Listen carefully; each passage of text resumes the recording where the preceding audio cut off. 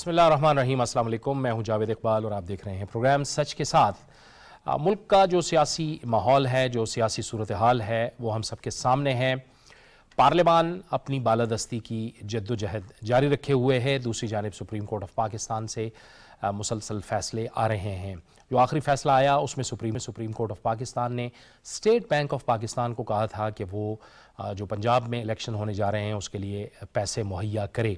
अब उसकी जो कानूनी हैसियत है वो क्या है, ये तो एक अलग बहस है। लेकिन बहरहाल एक ऐसी फ़िज़ा मौजूद है जिसमें ज़रूरत इस बात की है कि जो एक तनाव मौजूद है, इस तनाव को कम किया जाए। दूसरी तरफ हम देखते हैं कि जो सियासी क़ुव्वतें हैं उनमें भी आपस में बातचीत नहीं हो रही, और ज़ाहिर है बातचीत अगर नहीं हो रही तो ये एक जमात की वजह से है, तहरीक इंसाफ, जो कि इस वक्त अपोजिशन में है। बाकी जो इत्तेहादी जमातें हैं, PDM की जमातें, वो तो हमेशा से बातचीत और मुज़ाकरात के हवाले से बात करती रही हैं। अब एक बार फिर मुज़ाकरात के हवाले से बातें सामने आई हैं। साबिक़ सदर आसिफ अली ज़रदारी साहब ने एक अहम इंटरव्यू दिया जिसमें उन्होंने कहा कि जो सियासतदान हैं, जो सियासी जमातें हैं, उनको आपस में गुफ्तगू शुनीद करनी चाहिए। इसके साथ साथ आज वज़ीर आज़म शहबाज शरीफ से सिराजुल हक, जो जमात इस्लामी के अमीर हैं, उन्होंने भी मुलाकात की और मुज़ाकरात के हवाले से बात की। बाद में वो PTI की क़यादत से भी मिले। बहरहाल एक ऐसी फ़िज़ा मौजूद है जिसमें बहरहाल हर तरफ से ये बात हो रही है कि जो बढ़ता हुआ सियासी दर्जा हरारत है इसको कम होना चाहिए। दूसरी जानिब पाकिस्तान की मईशत के हवाले से जो ख़बरें हैं वो ऐसा लग रहा है दिन ब दिन कुछ सूरत हाल में बेहतरी आ रही है। IMF जो दोस्त ममालिक से तस्दीक या यकीन दहानियाँ चाह रहा था, वो यकीन दहानियाँ अब आना शुरू हो गई हैं। IMF कहता है कि पाकिस्तान की जो मईशत की डायरेक्शन है वो दुरुस्त सिमत में है। तो हम तवक्को रखते हैं कि जो IMF के साथ स्टाफ लेवल एग्रीमेंट है वो भी जल्द हो पाएगा। लेकिन इस वक्त जो एक सूरत हाल बनी जिसमें हमने देखा कि इन कैमरा सेशन हुआ, मुल्की सलामती के हवाले से बड़े अहम फ़ैसले लिए गए, वो फ़ैसले भी बड़े अहम हैं। लेकिन इसके साथ साथ जो सियासत का माहौल है उसको भी बेहतर करने की यकीनी तौर पर गुंजाइश मौजूद है। आज अपने प्रोग्राम में हम इन तमाम मामलात पर बात करेंगे। इसके लिए मैं ज्वाइन कर रहे हैं स्टूडियोज़ में सीनियर सहाफ़ी और तज्ज़ियाकार वक़ार सती साहब, आपको खुशामदीद कहते हैं। वीडियो लिंक पे हमें ज्वाइन कर रहे हैं माशी तज्ज़ियाकार जनाब डॉक्टर खाकान हसन नजीब। डॉक्टर साहब, आपको भी बहुत खुशामदीद कहते हैं अपनी गुफ्तगू में। और हमें लाहौर से ज्वाइन कर रहे हैं पाकिस्तान पीपल्स पार्टी से बैरिस्टर आमिर हसन। बैरिस्टर साहब, आपको भी बहुत खुशामदीद कहते हैं गुफ्तगू में। गुफ्तगू का आगाज़ अब थोड़ा सा, चूँकि मईशत की हमने बात की, तो हम डॉक्टर साहब की तरफ अगर पहले चले जाएँ तो ज़्यादा बेहतर होगा। डॉक्टर साहब, आप फरमाइएगा कि कुछ ये मुत्तहिदा अरब अमारात की यकीन दहानी आ चुकी है, सऊदी अरब की भी आलमोस्ट आने ही वाली है।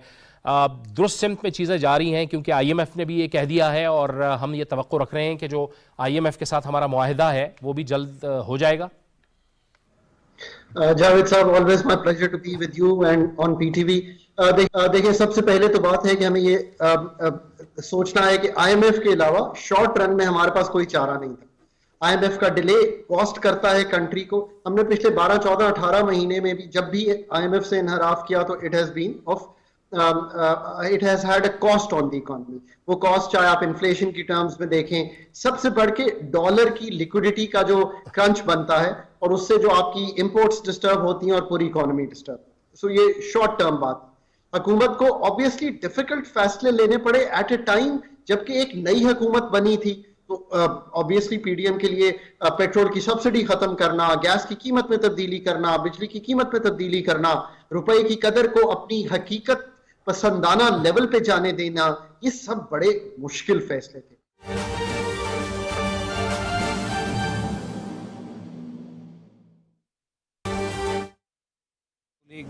अल्लाह उनकी मग़फ़िरत करे। मुफ्ती अब्दुल शकूर साहब, आज रमज़ान का आखिरी अशरा है और इस तरह आज रोड हादसे में जिस तरह उनकी जान चली गई, हमारे पास तो अल्फाज नहीं है कि किस तरह से कहें। और हम उनके ज़ाहिर है हमने उनके साथ एक तवील अरसा एक ही कैबिनेट में काम किया है और बड़े भले आदमी थे। और हम लोग अभी पहुँचे हैं, हमें ख़बर हुई है। और मज़ारी साहब भी हमारे साथ हैं, मिनिस्टर IPC, ये भी कुछ कहेंगे। मज़ारी साहब, आप क्या कहना चाहेंगे इस पर? बिस्मिल्लाहिर्रहमानिर्रहीम जी, सबसे पहले तो मैं दुख का इज़हार करता हूँ। मुफ्ती साहब बड़े अच्छे नेक इंसान थे, हमारे साथ कुलीग रहे हैं कैबिनेट में। اور اسمبلی میں میرے ساتھ ان کی سیٹ ہوتی تھی. جیسے ہی ہمیں پتہ چلا میں اور بگٹی صاحب آ گئے اور ہم دعا کو ہیں اللہ ان کی مغفرت کرے, اللہ ان کی فیملی کو, جماعت کو اور ان کے لوگوں کو اس دکھی وقت میں صبر و تحمل کا ان کو ہو. اور ہم یہی کہہ سکتے ہیں کہ مطلب بہت نیک انسان تھے لیکن اللہ نے ان کو اپنے پاس بہت جلدی بلا لیا. Thank you sir. آپ دونوں منسٹر صاحبان ہیں, ابھی تک پتہ چلا ہے جن کی گاڑی سے ہٹ ہوئے ہیں یہ کون لوگ تھے؟ یہ پتہ چلا ہے جو انفارمیشن ابھی جو میڈیا کے تھرو آئی ہے کہ جو ٹی وی پہ ہم دیکھ رہے تھے, میں بلکہ وہیں سے گزر رہا تھا, میں نے پوچھا کیا ہوا, انہوں نے کہا جی کہ منسٹر آف ریلیجس افیئر کی ڈرائیور کی ڈیتھ ہوئی ہے, ان کی گاڑی ہوئی ہے, ان کو کچھ جماعت اسلامی کے صاحب ہیں اپنا محمد میاں اسلم صاحب, ان کی گاڑی سے شاید یہ حادثہ, ان کی گاڑی آ رہی تھی اور یہ میریٹ چوک جو ادھر ان کا حادثہ یہ جو ہے یہ بڑا صدمہ والا جو حادثہ ہے یہ ادھر پیش آیا. جی سر ابھی ظاہر وہ تفتیش تو بعد میں ہوگی, لیکن اب ابتدائی طور پہ آپ کو کیا لگتا ہے, کیا آپ کی انفارمیشن ہے یہ حادثہ تھا یا کچھ اور؟ جی ابھی یہ واقعہ ہوا ہے جو حادثہ ہوا ہے تو یہ تو ابھی پولیس انکوائری کرے گی, پتہ چلے گا کہ اصل کیا تھا, وجوہات کیا تھی, کیا اوور سپیڈنگ تھی, کیا وجہ تھی. تو جب پولیس کی رپورٹ آئے گی تو پھر مزید جو کلیئر ہوگی, کلیئرٹی ہوگی اس میں. تھینک یو جی, تھینک یو. کر رہے تھے انہوں نے کہا کہ مفتی عبدالشکور کی وفات ایک المناک سانحہ ہے, اللہ تعالیٰ ان کی مغفرت کرے اور پورے ملک کے لیے مفتی عبدالشکور کی وفات ایک صدمہ ہے. اور یہ تھی پی ٹی وی تازہ ترین.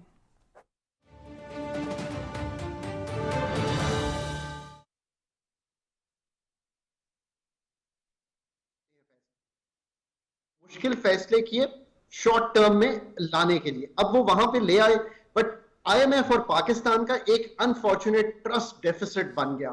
وہ ٹرسٹ ڈیفیسٹ کیا ہے کہ انہوں نے کہا کہ نہیں ہم سٹاف لیول اگریمنٹ تب کریں گے جب آپ پرائر ایکشن سارے کر لیں. ایکچوئل میں ایسا نہیں ہوتا جاوید صاحب, آپ سٹاف لیول اگریمنٹ کرتے ہیں, پرائر ایکشنز کرتے ہیں اور کہتے ہیں کہ اب میں نے کر لیا, میرا کیس بورڈ میں پریزنٹ کر دیجیے. سو پاکستان نے, چونکہ اب میں پاکستان کے بہاف پہ آپ سے بات کر رہا ہوں, پاکستان نے کہا کوئی بات نہیں ہم پرائر ایکشنز پہلے کر لیتے ہیں.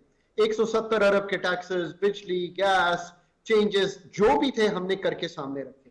اس کے بعد ایک بہت بڑا ایشو, اور یہ صرف لوکل نہیں ہے, فورن فائنینسنگ کا اس لیے بن رہا ہے کہ دنیا بھر میں اس وقت انٹرسٹ ریٹ بڑھے ہوئے ہیں, ایمرجنگ مارکیٹس لائک پاکستان کی رسائی کم ہے. تو آئی ایم ایف نے وہی ٹرسٹ ڈیفیسٹ کو دیکھتے ہوگا کہ نہیں آپ پیسے پہلے لائیں. اچھا ایک بات میں یہاں کہوں گا کہ آئی ایم ایف نے یہ پاکستان کو ہی نہیں کہا, انہوں نے سری لنکا کو بھی کہا کہ ہم سٹاف لیول کرنے سے پہلے چاہتے ہیں کہ آپ کے پیسے جو ہیں ان کا انتظام کیجئے.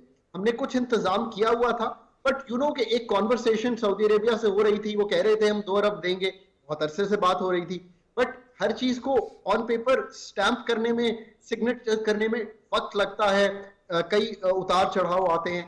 وہ بھی ہو گیا. چائنا نے $2 ارب واپس لیے تھے, they have come back into the kitty. You know, میں نے ہمیشہ کہا ہے کہ میں چائنا کو as personally as a policy maker with the government and as a citizen of Pakistan ہمیشہ سلام کرتا. وہ 2 ارب کے 2 ارب انہوں نے واپس کر دیے. کل آخری $300 ملین بھی ہمارے اسٹیٹ بینک میں آ گیا.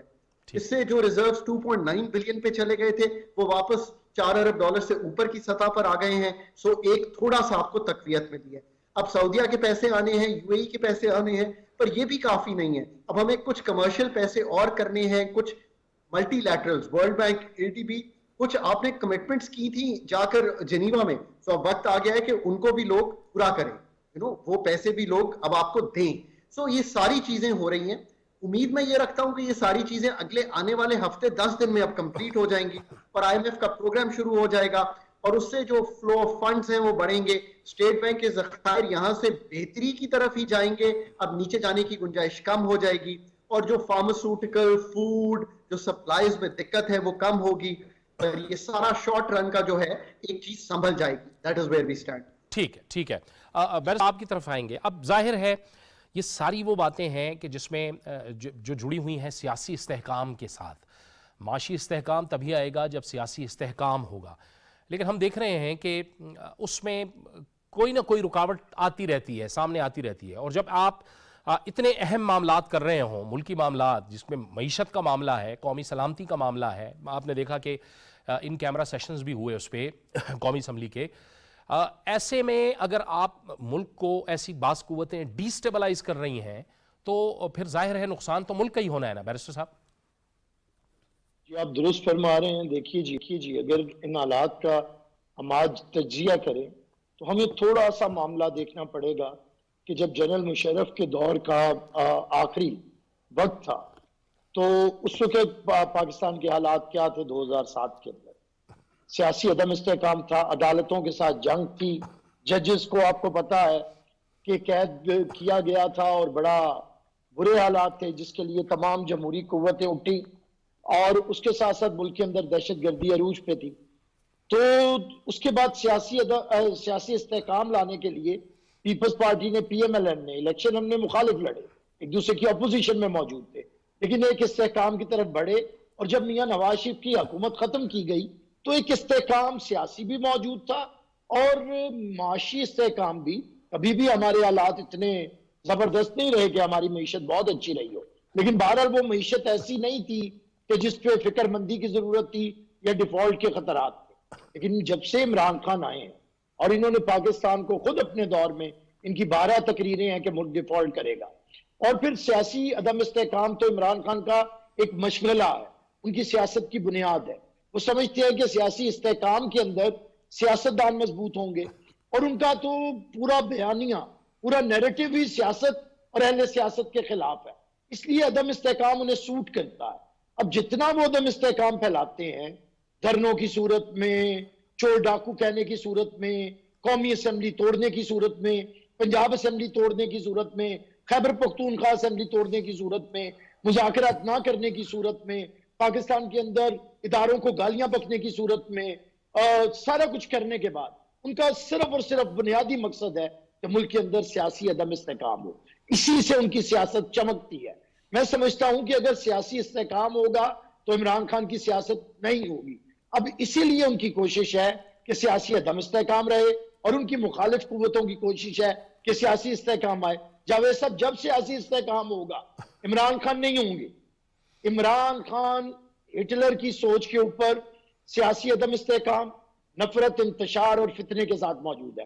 میں سمجھتا ہوں کہ اب بھی اگر آپ حالات کو آج بھی تجزیہ کریں، ایماندارانہ تجزیہ کریں، تو کوئی جماعت بھی الیکشن سے فرار نہیں چاہتی ہے. اور میں تو پیپلز پارٹی کا نمائندہ ہوں، میں پیپلز پارٹی کی بات کروں گا.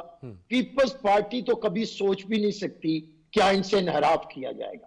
ہم نے آئین بنایا ہے، آئین کی بحالی کی جدوجہد کی ہے، آئین بحال کیا ہے، لیکن کیا اس طرح استحکام آئے گا ملک کے اندر کہ آپ 2 اسمبلیوں کو توڑیں اور مجبور کریں اس وقت، جیسے ابھی خاقان صاحب نے فرمایا کہ جو حالات ہیں اس وقت، تو آپ کو صرف اتنا استحکام معاشی لانا ہے کہ آپ 3 4 5 6 مہینے کی جو ایکسرسائز ہے پولیٹیکل انتخابات، اس کے لیے جا سکے. اب حکومت نے 1 سال کے اندر کوشش کر کے، جیسے آپ نے بتایا کہ دوست ممالک اب پیسے دے رہے ہیں، ایگریمنٹ اپنی آخری سٹیجز کے اوپر ہے، IMF سے پیسے ریلیز ہوں گے، جس سے ایک سٹیبلٹی اتنی آئے گی کہ ہم ایک بڑی پولیٹیکل ایکسرسائز کی طرف جا سکے، جو کہ ملک میں عام انتخابات ہوں گے. اب اس کے لیے تو گفت و شنید کی ضرورت ہے. کیا یہ ایک ایسا ایشو نہیں ہے جس پہ سب اکٹھے ہوں؟ اس میں تو تقسیم کی ضرورت نہیں ہے، اس پہ مذاکرات ہو سکتے ہیں، لیکن مذاکرات کے لیے ضروری ہے کہ پہلے بنیاد کو سمجھا جائے. ہم نے جیسے میں نے مثال دی، جنرل مشرف دہشت گردی اور عروج پہ چھوڑ کے گیا، معاشی استحکام عدم استحکام عروج پہ چھوڑ کے گیا، سیاسی عدم استحکام عروج پہ چھوڑ کے گیا، عدلیہ ٹکڑے ٹکڑے تھی. آج پھر ہمیں انہی حالات کا سامنا تھا جب عمران خان گیا. اب ہم نے اس کے بعد ایک بنیاد رکھی ہے کہ استحکام کی طرف جائیں اور پھر عوام کے پاس جائیں. انتخابات ہونے ہیں لیکن ضد کے ساتھ نہیں ہونے. عمران خان کو بھی پتا تھا کہ انتخابات اکتوبر سے پہلے نہیں ہو سکتے. ملک کے اندر مردم شماری ہو رہی ہے، ملک کے اندر حالات ایسے ہیں. اس وقت فوج دوبارہ سے، جو عمران خان نے دوبارہ تحفہ دیا ہے، کیونکہ یہ جنرل مشرف کی باقیات اس کے ساتھ ہے، تو اس نے دوبارہ دہشت گردی کا تحفہ دیا ہے. آج پھر جو کل ان کیمرہ اجلاس ہوا ہے پارلیمنٹ کا، اور جو صورتحال ہے تشویشناک خیبر پختونخوا کے اندر، بلوچستان کے اندر، وہ کسی سے ڈھکی چھپی نہیں ہے. تو میں پھر کہتا ہوں کہ خدا کے لیے ہماری ذاتیں اہم نہیں ہیں، ہماری پالیٹکس بھی اہم نہیں ہے، ہمارے رتبے بھی اہم نہیں ہے، ہمارا کوئی عہدہ بھی اہم نہیں ہے. یہ آنی جانی چیزیں. استحکام اہم ہے, آئین اہم ہے, اور آئین سے بھی زیادہ دیکھیے, آئین صرف اس لیے بنایا جاتا ہے کہ ملک کے اندر استحکام ہو, لیکن آئین کے ساتھ کھلواڑ نہیں کیا جاتا. جیسے ایک آج گولڈ میز کانفرنس کی گئی ہے سو کالڈ کوئی لائرز کی طرف سے, اور انہوں نے یہ کہا ہے کہ جی یہ ایسے کر دے ایسے کر دے.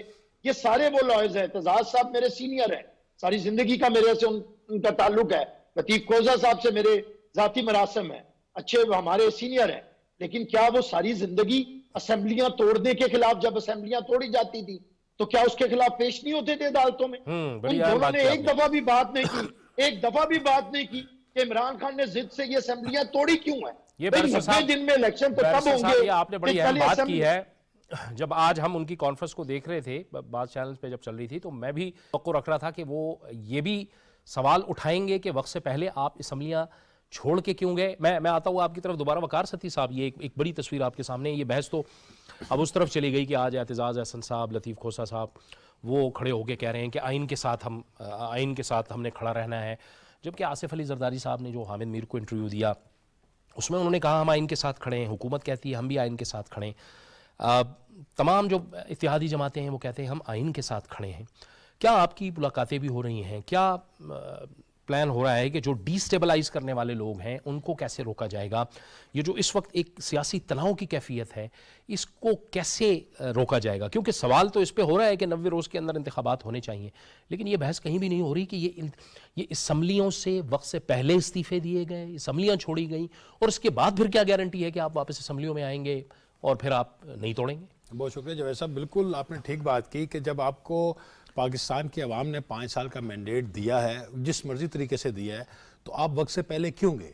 اب تو وقت ثابت کر رہا ہے نا کہ فرد واحد کی ذاتی انا کی تسکین کے لیے آپ نے یہ کیا, اور اس کا خمیازہ ساری وہ قوم وہ بھگت رہی ہے.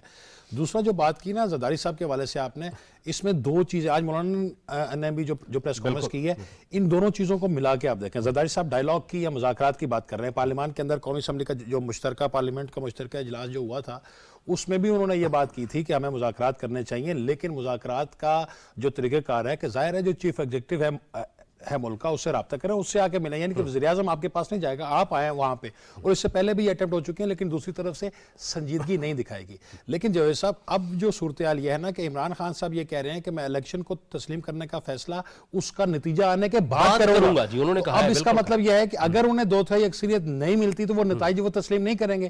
یہ آپ اور میں یہ بیٹھ کے ڈیٹرمنٹ تو نہیں کر سکتے نا کہ کس کو اس وقت آنے والے الیکشن جب بھی ہوگا کتنی پرسنٹ وہ ملے گی. اور جو جس مقبولیت کے وہ دعوے دار ہیں وہ سوشل میڈیا کے اوپر ہے, ہو سکتا ہے وہ ووٹ نہ ڈالیں. تو اس کا مطلب ہے کہ وہ ازیوم کر کے بیٹھے ہیں کہ میرا رائٹ ہے اور میں ہی 2/3 اکثریت لوں گا. اور ایسی صورتحال میں کیا ملک میں امن آ سکتا ہے؟ کیا جو یہ معاشی مسائل جس کا ذکر ڈاکٹر صاحب نے کیا, کیا وہ حل ہو سکتے ہیں؟ 3.5 سال پہلے آپ نے کیا کیا, اور اس کے باوجود دوبارہ آپ کیا کر رہے ہیں؟ ڈائیلاگ تو ہونے چاہیے, ڈائیلاگ سیاستدانوں کے ساتھ ہوتے ہیں, لیکن المیہ دوسری طرف یہ بھی ہے نا کہ خان صاحب سیاستدانوں سے بات کرنے کو تیار نہیں ہے. خان صاحب چاہ رہے ہیں کہ سپاسالار اعلیٰ جو ہمارے ہیں ان سے میں بات کروں, اور وہ یہ اعلان کر چکے ہیں کہ بھائی ہم ایک پولیٹیکل ہے, ہمارا سیاست سے کوئی لینا دینا نہیں ہے. کل کی بھی جو ان کیمرہ بریفنگ تھی اس میں بھی انہوں نے پارلیمان کو سٹرینتھن کرنے کی بات کی ہے. انہوں نے کہا کہ جو مسائل ہیں آپ کے اور ہمارے مشترکہ ہیں, آپ کو پتہ ہے آئین آپ کو اختیار دیتا ہے, آپ قانون بنائیں اور ہم آپ کی ڈھال بن کے آپ کے پیچھے کھڑے ہیں.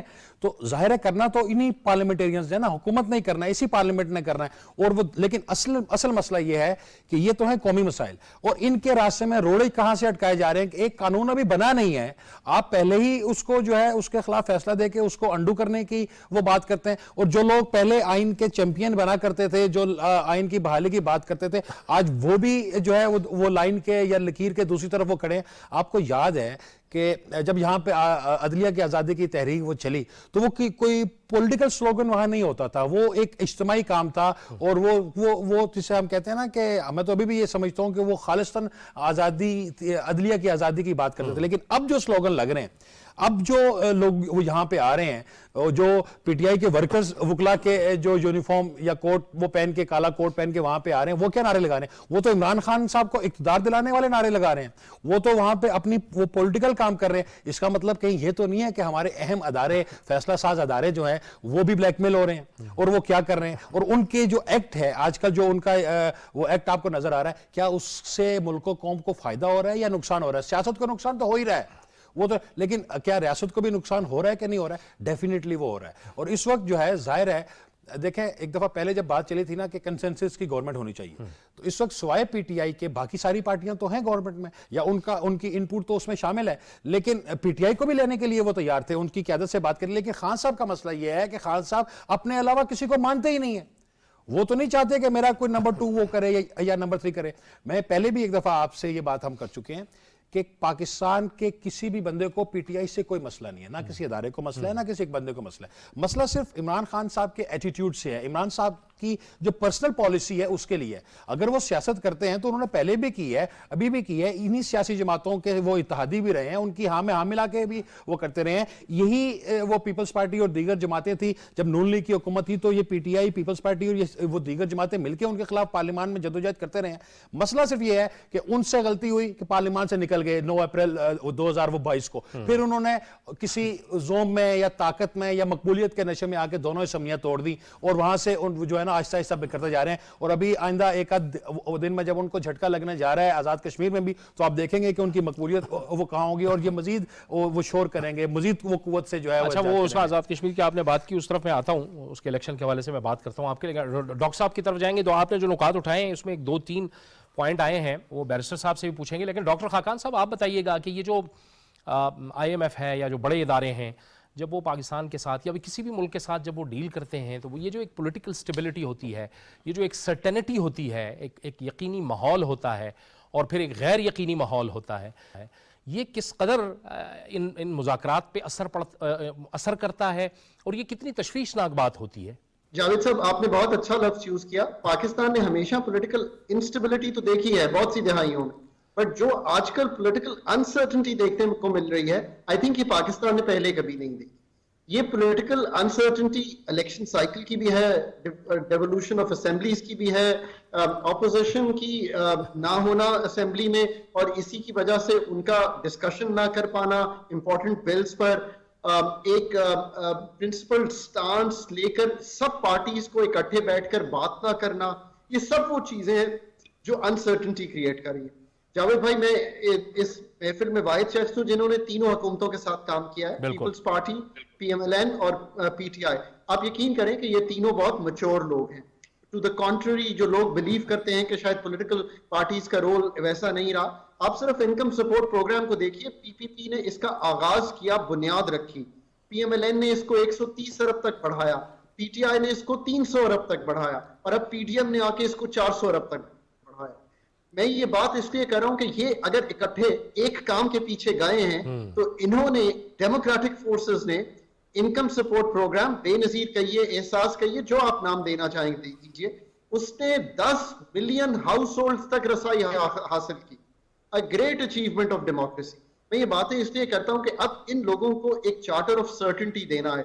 میرے خیال میں آج بھی وہ یہی دے سکتے ہیں. وہ پی ڈی ایم کی پارٹیز ہیں, وہ پی ٹی آئی ہے, وہ چاہے کوئی اور مین اسٹریم پارٹیز ہیں جو مل کر بیٹھ سکتی ہیں, اور ہمارے جو کلیدی ادارے ہیں جس میں آف کورس اس وقت جو سپریم کورٹ ہے اس کا اپنا رول ہے, اسٹیبلشمنٹ کا اپنا رول ہے, ٹو بیک سٹاپ, جو یہ ڈیسائیڈ کرے جیسے آپ نے پہلے کہا, اور وہ بیک سٹاپ کرنے کو تیار ہے. آئی تھنک وقت آ گیا ہے کہ جو اکنامک سیکیورٹی ہے وہ اس وقت لنکڈ ہے اکنامک سرٹنٹی سے, اکنامک سرٹنٹی پولیٹیکل سرٹنٹی سے لنکڈ. آئی تھنک یہ ہے سائیکل اس وقت. پاکستان آئی ایم ایف میں ضرور پیسے لینا چاہتا ہے, بٹ دوست ممالک بھی یہ دیکھ رہے ہیں کہ بھئی الیکشن سائیکل کیسے بنے گا. آپ کے بائی لیٹرل پارٹنرز بھی یہ دیکھ رہے ہیں, آپ کی فلڈ ایڈ بھی یہ دیکھ رہی ہے. جب بھی الیکشن ہونا ہے اس کا ایک سائیکل اگر طے کر لیں, اور سب بڑے بیٹھ کر طے کر لیں, اور بیک سٹاپ کرے اسٹیبلشمنٹ اور سپریم کورٹ اس کو, تاکہ ہم اس مرحلے سے گزر سکیں.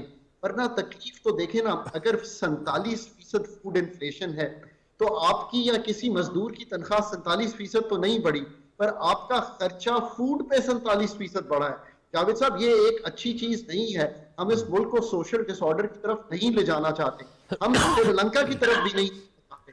ہم بنگلہ دیش کی طرح آئی ایم ایف میں رہ کر اس پروگرام کو کمپلیٹ کرتے, ایک اچھا بجٹ جو کہ فرینڈلی ہو taxes wise to the people, اور جو کہ اربن پراپرٹی کو, کیپٹل گینز کو, ایگریکلچر کو جو ٹیکس کر سکے, ویلتھ کو جو ٹیکس کر سکے, بینکس کے اب نارمل پروفٹس کو. یہ سب تبھی آئے گی جب پولیٹیکل پارٹیز کو سرٹنٹی ہوگی اور اسٹرینتھ ملے گی.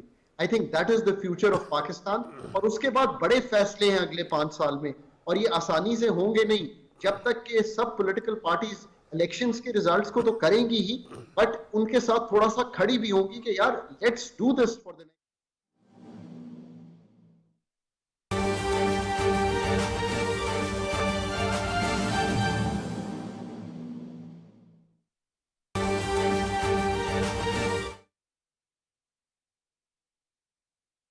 بسم اللہ الرحمن الرحیم.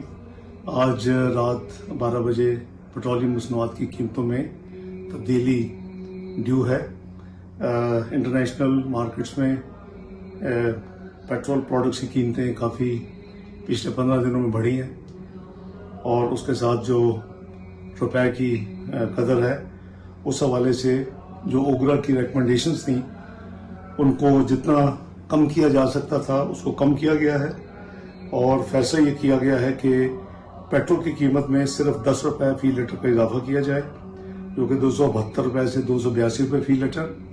ڈیزل کی قیمت میں بالکل اضافہ نہ کیا جائے اور وہ برقرار رہے گی 293 روپے فی لیٹر.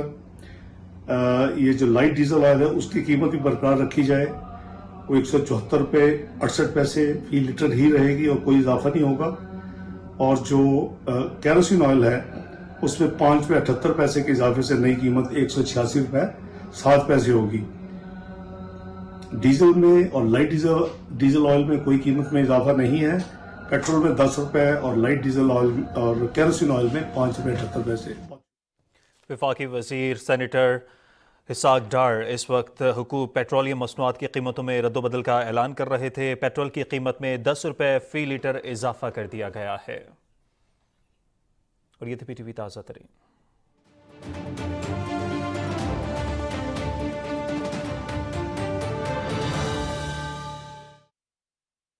بیرسٹر صاحب آپ فرمائیے گا, یہ جو آپ نے بھی اس کی طرف اشارہ کیا, وقار ستی صاحب نے بھی اشارہ کیا, یہ تو ایک بڑی عدلیہ کی آزادی کی ایک تحریک تھی جو سیاسی جماعتوں نے, اس میں بہت سے وکیل بھی تھے, سول سوسائٹی تھی, بہت سے لوگ تھے, اسٹیک ہولڈرز تھے اس میں, لیکن وہ تحریک چلتے چلتے وقار ستی صاحب کہہ رہے ہیں کہ وہ ایک خاص جماعت کی تک محدود ہو گئی. وہی لوگ اب آپ کو وہاں نظر آ رہے ہیں, اور ہم نے دیکھا کہ آصف علی زرداری صاحب نے گفتگو میں بھی یہ کہا کہ یہ وہ لوگ تھے جو پارٹی کے اندر, پیپلز پارٹی سے چونکہ ان کا تعلق ہے, ان کو بات کہنے کا حق ہے, لیکن پارٹی کی سی اے سی کے اندر, اپنی پارٹی کے اندر کہنے کا ان کو یقینی طور پر حق ہے, اور وہ بات کرتے رہے, ہمیشہ سے کرتے رہے. یہ کیا وجہ ہوئی کہ یہ تصویر اتنی بڑی تصویر تھی اور کرتے کرتے یہ محدود ہو گئی اس حد تک؟ دیکھیے, وہ جو وکلا کی موومنٹ تھی جاوید صاحب, اس میں تو جو شامل تھے, اور وہ کوئی ججز کی محبت میں نہیں تھی. میں بڑی ضروری بات کروں گا. اصل میں وہ موومنٹ جنرل مشرف کی آمریت کے خلاف تھی, جہاں سے کیونکہ پانی اپنا بہاؤ اپنا رخ بناتا ہے, اس وقت جگہ وہاں سے ملی کیونکہ پولیٹیکل لیڈرشپ جو تھی ایگزائل میں تھی, تو وہ ایک موقع ملا. تو جتنے بھی پولیٹیکل ورکرز تھے, لائرز تھے, یا جو بھی آئین کی بالادستی چاہتے تھے, انہوں نے اس موومنٹ کو بنایا. بدقسمتی یہ ہوئی کہ اسے ایک فرد کی موومنٹ بنانے کی کوشش کی گئی, افتخار چودھری کی. جب اسے ٹلٹ دیا گیا تو اس کا نقصان ہوا. پھر افتخار چودھری نے یہاں پہ آ کے جوڈیشل مارشل لا نافذ کرنے کی کوشش کی. اس نے پیپلز پارٹی کی حکومت کو نہیں چلنے دیا, فیصلے اپنے مرضی کے کیے, اور افتخار چودھری کے بعد افتخار چودھری در افتخار چودھری در افتخار چودھری ہمیں بھگتنے پڑ رہے ہیں. پھر ثاقب نثار بھی افتخار چودھری بنتا ہے, پھر جسٹس کھوسا بھی افتخار چودھری بنتا ہے, پھر جسٹس گلزار بھی افتخار چودھری بنتا ہے, اینڈ سو آن. تو میں سمجھتا ہوں کہ وہ جو ایک فرد کو مضبوط کرنے کا تھا اس نے نقصان پہنچایا ہے. آج کی جو جتنے ذہن تھے, میں پھر کہوں گا, یہ سارے اسپینڈ فورسز تھی, یہ چلے ہوئے کارتوس ہیں, ان کا وقت ختم ہو چکا ہے. میں نہیں مانتا کہ آپ سے آپ کی وفاداری بڑی اہم ہوتی ہے. آج میں آپ کو صاف کہتا ہوں کہ اپنے اپنے بچوں کے ٹکٹس کے لیے انہوں نے اپنی 50 سالہ وفاداری کو ایک سائڈ پہ کر دیا, جس کی میں مذمت کرتا ہوں. میں سمجھتا ہوں کہ ان سے میں سوال میں توقع رکھتا تھا, میرے ذاتی تعلق میں ان سے توقع رکھتا تھا کہ یہ ایک دفعہ تو بات کرتے کہ یہ اسمبلیاں کیوں توڑی گئی.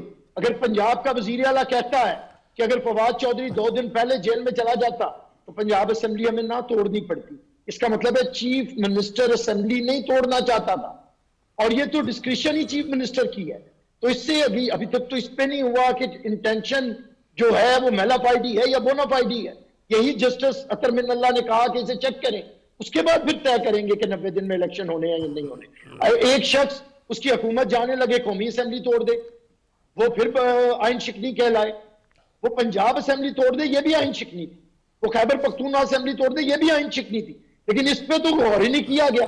اگر قومی اسمبلی توڑنا عمران خان کی آئین شکنی تھی، حالانکہ وہ اختیار رکھتا تھا بطور وزیر اعظم، تو اسی طرح عمران خان جو پنجاب اسمبلی میں اور خیبر پختونخوا اسمبلی میں اختیار نہیں رکھتا تھا، وہ کیوں توڑی گئی؟ یہ بھی آئین شکنی تھی.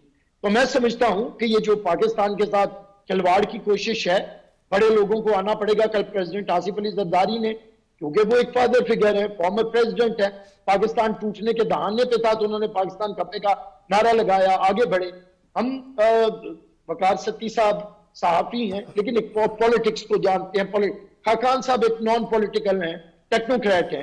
جو انہوں نے باتیں کی میں ان سے بڑھانا چاہتا ہوں آگے بات ان کے تجربے کو. کہ دیکھیں پاکستان کو آج ضرورت یہ ہے کہ ہم مل بیٹھ کے دوبارہ ایک چارٹر آف ڈیموکریسی کریں اور اس کے ساتھ ساتھ ایک چارٹر آف اکانومی کریں. اس کے ساتھ کرتے ہوئے ہم سمجھتے ہیں کہ حالات کیا ہیں ملک کے. اسی میں سے دیکھیں پیپلز پارٹی نے کانسٹیٹیوشن دیا ہے، پیپلز پارٹی نے ایٹمی پروگرام دیا ہے، پیپلز پارٹی نے دہشت گردی کے خلاف جنگ میں قوم کو متحد کر کے ریاست کو دہشت گردی سے نجات دلائی ہے، پیپلز پارٹی نے بے نظیر انکم سپورٹ پروگرام دیا ہے. اس پہ سارے آگے چلے. آج کانسٹیٹیوشن پہ سارے متحد ہیں، ایٹمی پروگرام پہ سارے متحد ہیں.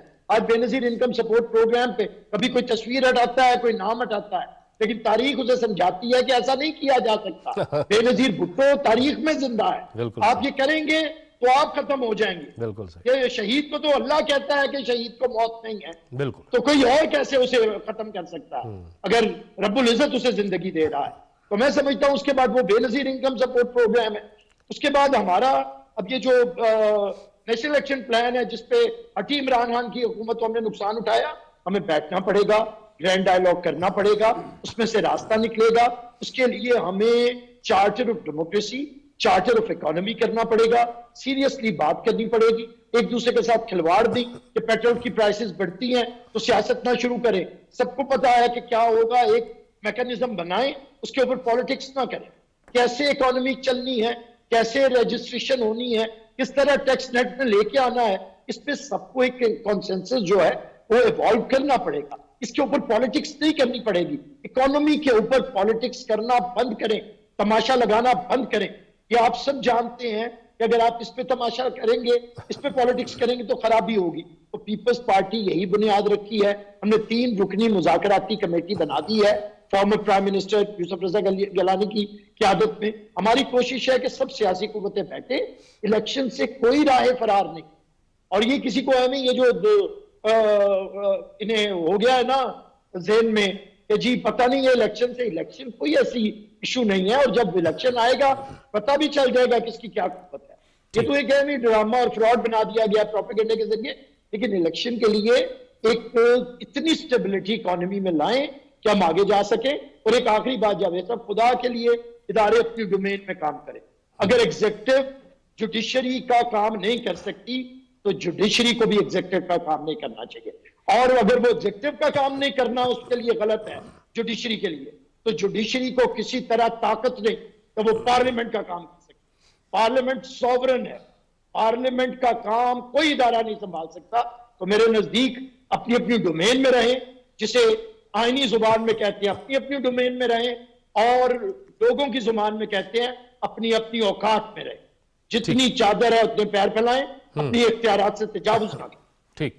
وقار ستی صاحب، اب ڈاکٹر خاقان صاحب نے بڑی اہم بات کی. ایک تو انہوں نے کہا کہ میں نے تینوں حکومتوں کے ساتھ کام کیا، اور ایک ماڈل انہوں نے رکھا بے نظیر انکم سپورٹ پروگرام کا، جو پاکستان پیپلز پارٹی نے جس کی بنیاد رکھی، اور جو اتنا مضبوط پروگرام تھا کہ ظاہر ہے ہر آنے والی حکومت نے اس کو کنٹینیو کیا. وہ اتنا بڑا پروگرام تھا اور بڑھایا اس کو، ہر حکومت نے بڑھایا. ایسے نکات پہ تو اتفاق ہو سکتا ہے، کچھ ایسی چیزیں ہیں جس پہ بات چیت ہو سکتی ہے. کیا وہ ایسی باتیں ہوں گی کہ جس پہ یہ مذاکرات آگے چل سکتے ہیں، بات چیت ہو سکتی ہے؟ جبکہ ہم نے تحریک انصاف کو دیکھا ہوا ہے، ان کی لیڈرشپ کو دیکھا ہوا ہے مذاکرات کے حوالے سے. نیچے لیڈرشپ میں کچھ لوگ ہوں گے جو بات چیت کرتے ہیں, جن پر حکومت میں رہتے ہوئے رانا ثناء اللہ صاحب نے, ان سب نے بہت سے نام لیے ہیں کہ یہ سیاسی لوگ ہیں, یہ بات چیت کر سکتے ہیں. لیکن عمران خان صاحب جب فیصلہ کرتے ہیں تو پھر بات چیت تو نہیں ہوتی. ان کی تو پوزیشن ہی کچھ اور ہے پی ڈی ایم جماعتوں کے حوالے سے بات چیت کی. دیکھیں جاوید صاحب, آپ بھی ان قبائلی روایات کے امین ہیں, اور آپ دیکھتے ہیں کہ جب جرگہ ہوتا ہے نا تو کوئی بندہ اس کا وہ اپنی شرائط لے کے نہیں جاتا, وہ پھر منصفین کے اوپر چھوڑتا ہے کہ وہ اللہ کو حاضر ناظر جان کر ایمانداری سے فیصلہ کریں. یہاں پہ وہ چیز نہیں ہے, یہاں پہ دل میں کھوٹ ہے, چور ہے, اور ایک مصنوعی قسم کی انا ہے. تمام سیاستدان بیٹھنے کے لیے تیار ہیں, مذاکرات سے تو کبھی بھی کوئی نہیں کر رہا. یہ ان کا یہ روز کا وہ سیاست تو ان کا کام ہے, اور کسی کو بھی اتنی جلدی نہیں ہے کہ بس یہ مجھے یہ ٹرم آپ وہ دے دیں. وہ تو جس کو عوام ووٹ دیں گے وہی ہوگا. لیکن خان صاحب کا مسئلہ یہ ہے کہ خان صاحب اپنے سے آگے دیکھ نہیں رہے. خان صاحب یہ نہیں چاہ رہے کہ وہ کہہ رہے ہیں کہ وزیر اعظم سے کم میں مانتا ہی نہیں ہوں. ابھی بھی جو الیکشن کی بات ہو رہی ہے, کل جو خطرناک بات انہوں نے کی ہے کہ میں الیکشن کے نتائج جو ہے اس وقت مانوں گا جب 2/3 اکثریت مجھے ملے گی, ورنہ میں نہیں مانوں گا. تو اب مجھے بتائیں کہ یہ فلیکسیبلٹی والی بات تو نہیں ہے نا. سیاستدان جو ہوتا ہے وہ تو ہمیشہ فلیکسیبل ہوتا ہے اور فلیکسیبلٹی سے بات کرتا ہے, لیکن یہاں پہ وہ چیز نہیں ہے. لیکن یہ بڑی غیر متوقع طور کے اوپر جو ان کو ایک غیر یقینی قسم کی سپورٹ مل رہی ہے عدلیہ کی جانب سے, اور 83 ٹوٹل مقدمات آئے ہیں اور اس میں سے 82 جو ہیں وہ ان کے حق میں فیصلے آئے ہیں. ایک فیصلہ جو قاسم سوری نے آئین شکنی کی تھی جو رولنگ دے کے, وہ ان کے خلاف ہے. باقی تو سارا ان کو فیور مل رہی ہے. ابھی جو شور ہے نا, ابھی جو ہم سن رہے ہیں 21 ارب روپیہ آپ الیکشن کمیشن کو نہیں دے رہے. کل کے قومی اسمبلی کے اجلاس میں ایک قرارداد پاس ہوئی ہے جو حکومت نے پاس کی ہے, اور یونینیمسلی یہ پاس ہوئی ہے. انہوں نے اس فنڈ کا ذکر کیا کہ 10 جولائی 2018 کو ایک وہ ڈیم فنڈ جو ہے وہ قائم ہوا تھا, اور جنوری 2023 میں چیف جسٹس آف پاکستان کی سربراہی میں 5 رکنی بینچ کو یہ بتایا گیا تھا کہ اس وقت اس کے پاس 16.53 ارب روپے موجود تھے, جو اگلی سربراہی میں بڑھ کر 16.98 ارب پاکستانی روپے ہو جائیں گے. انہوں نے کہا جی کہ اب وہ جو ہے وہ ہمیں واپس کریں. ہم نے 2022 میں جو سیلاب آیا تھا, ہم نے ان کے وہ متاثرین کو وہ دینے ہیں. بات یہاں تک پہنچ گئی ہے. دوسرا, ابھی ایک قانون بنا نہیں ہے, پارلیمان کا کام ہے قانون بنانا, ابھی وہ بنا نہیں ہے. عمل درآمد تو بات کی بات ہے, تو اس کو پہلے سٹے کر کے وہ روک دیا. اس طریقے سے سموتھ چیزیں تو آپ نہیں چلتی. آپ کیوں آرم ٹویسٹنگ کر رہے ہیں؟ یا اس کا فائدہ کس کو ہو رہا ہے؟ اس کا فائدہ تو اس کا مطلب ہے کہ سیدھا سیدھا یہ تو سیاست نہیں ہے, یہ تو زور زبردستی ہے. یہ کون سی آئینی قانونی یا اخلاقی باتیں ہو رہی ہیں, یا اس طریقے سے جو ہے معاملات تو حل تو نہیں ہوتے. اس طریقے سے تو مزید بگاڑ پیدا ہوگا. ٹھیک, لیکن اب آپ کو لگتا کیا ہے کہ اب یہ جو کشمیر کی ہم جو بات کر رہے تھے کہ 2 روز ہو گئے, وہاں پہ فیصلہ نہیں ہو پا رہا, کیا وہاں پہ کیا صورتحال چل رہی ہے؟ دیکھیے, آزاد کشمیر میں اس وقت جو ہے پیپلز پارٹی کی سربراہی میں وہاں پر کوشش یہ ہو رہی ہے کہ ان کا وزیر اعظم وہاں بنے, اور ظاہر ہے پی ٹی آئی کی وہاں پہ حکومت تھی, اور پی ٹی آئی میں وہاں پر سیاست میں ایک ایسا ایلیمنٹ جو پہلے کبھی بھی ان 74 75 76 سالوں میں وہ نہیں دیکھنا ہے کہ پیسے کا بہت زیادہ عمل دخل وہاں پہ شروع ہو گیا. پھر ایک عدالتی عمل کے ذریعے جب وہاں کا وزیر اعظم نائل ہوا, اب ظاہر ہے وہاں پہ کسی نئے قائد اعوان نے آنا ہے, تو اپوزیشن جماعتیں جس میں نون لیگ اور پیپلز پارٹی اور دیگر جو لوگ ہیں, جس میں جموں کشمیر پیپلز پارٹی بھی ہے, مسلم کانفرنس بھی ہے, یہ مل کے اپنا ایک کینڈیڈیٹ وہ لانا چاہ رہے ہیں. اب رفت جو پڑی ہوئی ہے وہ پڑی ہوئی ہے پی ٹی آئی کے اندر 3-4 دھڑے ہیں. ظاہر دھڑے بازی تو پہلے بھی تھی, اس میں جو پریزیڈنٹ ہے بیرسٹر سلطان, ان کا ایک اپنا دھڑا ہے, وہ صدارت امیر الیاس کا ایک اپنا دھڑا ہے, اور جو سپیکر ہیں ان کا اپنا ہے. پھر چھوٹے چھوٹے 1-2 گروپس اور بھی ہیں. ان کی اکثریت تھی, 32 ووٹ ان کے پاس وہ موجود تھے. آج ایک کشمیر کونسل کا الیکشن ہوا, اس میں ان کو 27 ووٹ ملے, یعنی کہ 5 ووٹ ان کے کم ہو گئے. تو اٹس مین کہ اپوزیشن کے وہ بڑھ گئے ہیں. لیکن اب مجھے لگ رہا ہے کہ کل یا پرسوں, کل پھر اجلاس انہوں نے بلایا اتوار کو 2 بجے, کل یا پرسوں وہ الیکشن ہو جائے گا. اس پہ مجھے نہیں پتا کہ کیا فیصلہ ہوگا, کون ہوگا یا کون نہیں ہوگا, لیکن جو ایک عدم استحکام تھا یا پی ٹی آئی کے اندر دراڑ یا پھوٹ تھی, وہ تو بالکل سامنے آ گئی ہے. یعنی کہ آج سے 1 سال پہلے جب عمران خان صاحب وزارت عظمیٰ سے نکلے تھے, اس وقت ان کے پاس پنجاب, کے پی کے, آزاد کشمیر اور گلگت بلتستان کی 4 اسمبلیاں تھیں. ملک کے 70% سے زائد حصے کے اوپر ان کی وہ حکومت تھی. وہ شہباز شریف صاحب کو کہتے تھے کہ 26 کلومیٹر کا یہ وزیر اعظم ہے, یہ کیا کر سکے گا. لیکن یہ اپنی بیوقوفیوں کی وجہ سے اور اپنی ضد کی وجہ سے پنجاب سے ہاتھ دھویا انہوں نے, کے پی کے سے ہاتھ دھویا, اور اب تیسرا مرحلے کے طور کے اوپر وہ آزاد کشمیر سے بھی ہاتھ دھونے جا رہے ہیں. اور کہتے ہیں کہ الیکشن کرائیں, سسٹم سے آپ آؤٹ ہو گئے. ہاں جی, اور وہ یہ کہہ رہے ہیں کہ آپ الیکشن کرائیں. یہ تو بات ہے کہ آپ نظام سے نکل جاتے ہیں تو پھر اپنے لیے مسائل پیدا کرتے ہیں. اور انہوں نے خود اپنے جو اب قریبی ساتھی ہیں وہ یہی کہہ رہے ہیں, اور وہ خود بھی ہماری اطلاعات کے مطابق اب کہہ رہے ہیں کہ مجھ سے غلطیاں ہوئی ہیں اور میں اسمبلیوں سے نکل گیا. بہرحال یہ ان کو بھگتنا پڑے گا. ڈاکٹر صاحب آپ فرمائیے گا. ڈاکٹر صاحب آپ نے ایک بڑی اہم بات کی کہ ایک تو یہ آئی ایم ایف کے ساتھ اور باقی جو ادارے ہیں, آئی ایم ایف کے ساتھ جب اسٹاف لیول ایگریمنٹ ہو جائے گا تو باقی جو ادارے ہیں, ورلڈ بینک اور دیگر ادارے, ان کے ساتھ بھی سسٹم ہمارا چل پڑے گا. لیکن اس کے ساتھ ساتھ جو کلائمیٹ چینج کے حوالے سے پاکستان نے اور پھر جنیوا میں جو آپ نے فرمایا کہ وہاں پہ کچھ کمٹمنٹس ہوئی ہیں, اس کو بھی ہم آپ کو لگ رہا ہے کہ اس کو ہم ایڈریس کر رہے ہیں پراپرلی, یا اس میں کچھ کوئی تیزی لانی پڑے گی تاکہ وہ جو کمٹمنٹس ہیں وہ پاکستان کے ساتھ آنر کی جائیں, کیونکہ اس سے بھی بہت بہتری ہوگی. ابھی بھی ہم جو سیلاب کے متاثرین ہیں ان کا جو انفراسٹرکچر ہے وہ بنانے میں کامیاب نہیں ہو پایا, اور خصوصاً پھر ہم نے دیکھا کہ جو کلائمیٹ چینج منسٹری ہے اس نے بڑا کام کیا. شہری رحمان کا نام تو 100 انفلوئنشل خواتین میں بھی آیا. کام تو بہت ہو رہا ہے, پاکستان نے ڈپلومیٹکلی بھی اس پہ کام کیا ہے, لیکن اس میں کچھ اور قوت بھرنے کی ضرورت ہے.